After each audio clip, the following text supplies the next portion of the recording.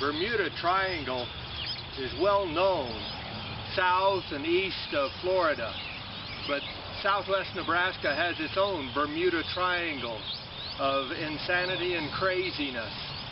But unlike the waters that hide the truth from all that look and try to find it, in Nebraska the graveyard hides the truth, and not until the day of judgment will we be able to find out the truth of all that is unknown in southwest Nebraska.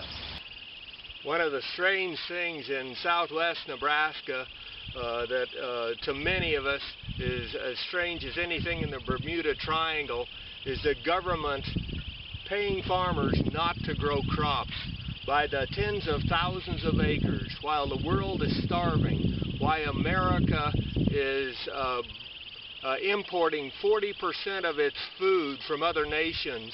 They pay farmers not to grow crops. It's an insane world we live in, and rest assured that the Bermuda Triangle has nothing on southwest Nebraska. The clothes ain't quite dry yet, so we'll give them another couple hours. While I'm here, though, I'll give you a story. One of the stranger stories in the Bermuda Triangle of southwest Nebraska. It made, in fact, national and international news.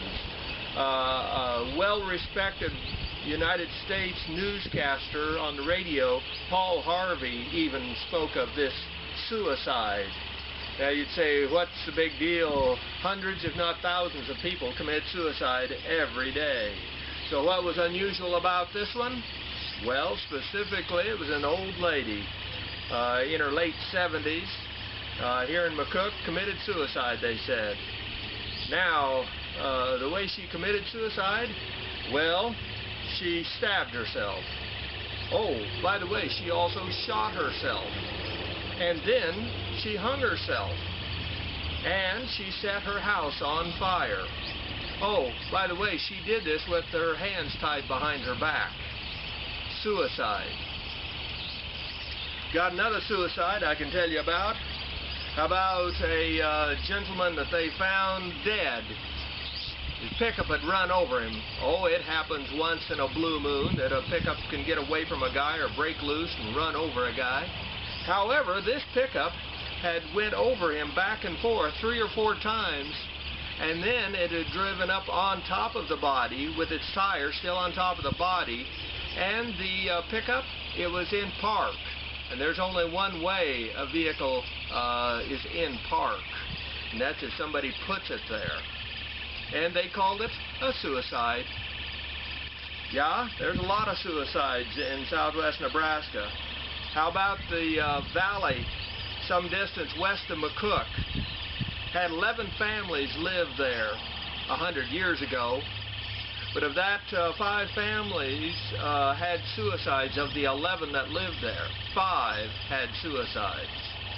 And from women and men committed suicide there. That's got to be some kind of a record. Nobody ever looked into whys and the reasons for.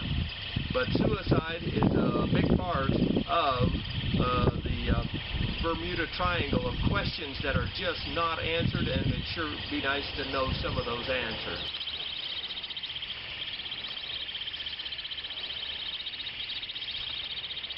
Pretty good looking tomatoes. Well, you want another story? Okay. How about this one? In some years back, there were 2 small boys. They were brothers in this area, southwest Nebraska. These 2 small boys went down to the sand pit. They went with an older friend, boy, and the older boy, he wanted to see what it looked like to see somebody drown. Yeah, ooh. And so he pushed the littlest of the 2 brothers in the sand pit, and they stood there and watched him drown, because the older boy, the older brother, wasn't old enough to really know how to swim or save anybody, and so they just stood there and watched that little boy drown. It was a terrible event. And, however, they did nothing to the older boy. With that in mind, some years later, the surviving brother was hunting with that boy. And they went out hunting, and near that sand pit, and the older boy took his shotgun and put it up against that boy's chest and pulled the trigger and killed him. A shotgun makes a hell of a mess at point-blank range. He told the authorities he didn't know the gun was loaded.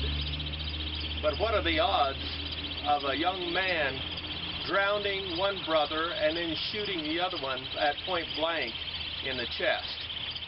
They did nothing to him. You talk about strange, that's one of them.